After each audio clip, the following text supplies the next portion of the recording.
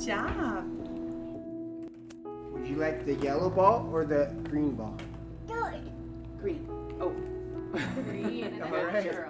These families are inviting us into their homes each week to become a part of their lives and their daily routines and trying to find where can we support them in their everyday life. So when a kid learns differently, you have to teach differently, you know? Or how do we adapt the world when they can't get to the world, we bring the world to them.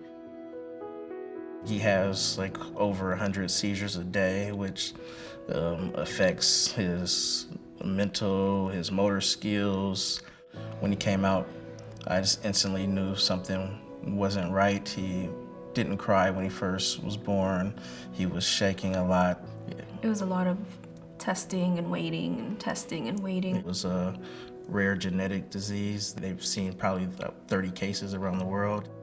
It causes him to have high tone, so he can't really move his limbs like he should be able to. The clonus that causes him to shake throughout the day.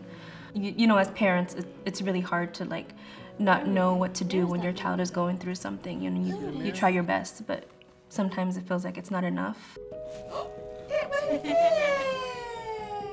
To feel like when he does motion, it can be joined with purpose.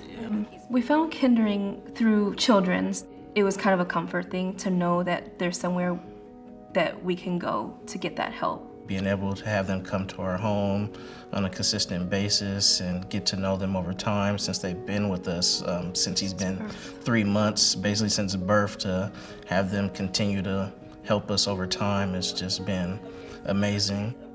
Even when they're not physically at our home, they give us tools to be able to use when they're not around. Ready, set, go. Since we started therapy, I think at 3 months, he's been trying to coordinate his hand and his mouth. Oh, tongue out and everything. And so we're using what he can in terms of regarding the world and making the world a little bit simpler and bringing the world to him. Is he pushing against you, or does he feel like he's relaxing when he gets closer to his mouth? He's relaxing when it gets closer. Yeah. You gotta tell him what you're doing. Ready? Ready? Set. So then we help him gain success and then really just keep supporting whatever effort he can join us with, you know, to create that success with him instead of doing it just for him or to him. Come here. This month he finally got it down. I think that's one big thing we've accomplished since he's been born. It seems like it's not that big, but it really is for us, you know? Yeah. Do you want star or spider? Star. Nice choice. Twinkle, twinkle, little star, how I wonder what you It wasn't until about she was 7 weeks old that she started slowing in growth, and we found out that she had what's called achondroplasia. That is the most common form of dwarfism. We're both over 6 feet tall, so actually that we're was above a average. bit of a surprise to find out that Evie would grow to be no taller than 4 feet tall in her life. It was one of the hardest things I've ever been through in my entire life, because every parent kind of expects to have a average child, and you don't think about there being any concerns. And during my pregnancy, it was perfectly healthy. We didn't have any concerns, and the doctor didn't either. And Good looky. Good job. Good job. But you're letting her try it herself first. She's attempting it, she's persisting, and then you give her the chance to request. Kindering staff just dove right in head first and did their own homework and research to figure out what specifically her hurdles were going to be. rather than just going from sitting to standing, it's a slow process to get there. From the start, Kindering's been there helping us kind of break down the motions.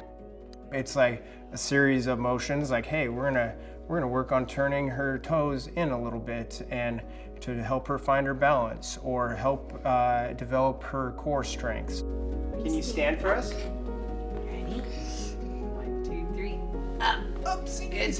Good stand-in. I think obviously a big goal for Evie would be to have the independence for mobility. So for her using her walker, it gives her the ability to practice walking, or when we practice standing away from the mat, she had that encouragement from mom and dad, but it's also giving her the opportunity to build those motor skills, build the strength to eventually maybe be taking steps on her own or accessing things on her own. Good, fly me. You're showing off, big girl. Oh, you got it up. Okay, ready? Show Ernie. Let go. Nice job.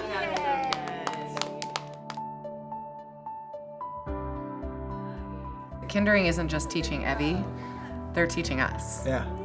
When you look at early intervention, so much of what we do is a whole development approach. So we're not just working on trying to say that one word or taking that one step. We're trying to do a multitude of things together, and so we try to ensure that we're doing that as a team and for the family. Just the process of, I think, having Kindering start out in our home where we're comfortable, and then taking the next step to co-op class where the parent gets to go with the child to the class and spend time there watching them play. And then now to the third step that we're in, that Evie is in, at Stepping Stones Preschool, where we drop her off and leave for a few hours and come back to get her. Having that sort of, the process has not only helped Evie, but us as parents and given us the confidence that we need to trust. Kindering has grown so much over the years, as well as the Eastside community, and Kindering has always strived to really meet the needs of the community. I think the power of inclusion is so great, and Kindering really strives to ensure that we have that inclusivity for families of all types and children of all types of different needs and abilities, and we still make it feel like it's a home for families to come and learn and play and just feel loved and supported and respected. If Kindering didn't exist, I honestly don't know where we would be. We'd be lost without Kindering, for sure. I think Kindering really provides like a safety net for everybody in the household, so everybody is involved and not left out, especially siblings. And they just really make themselves at home, which I think is great, and they're just really comfortable with what they do.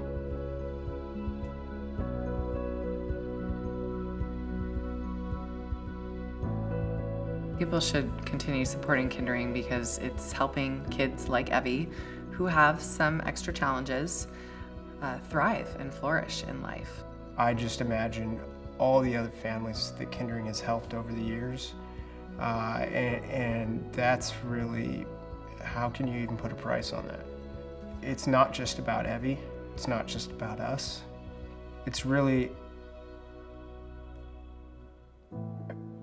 every person that comes through the door.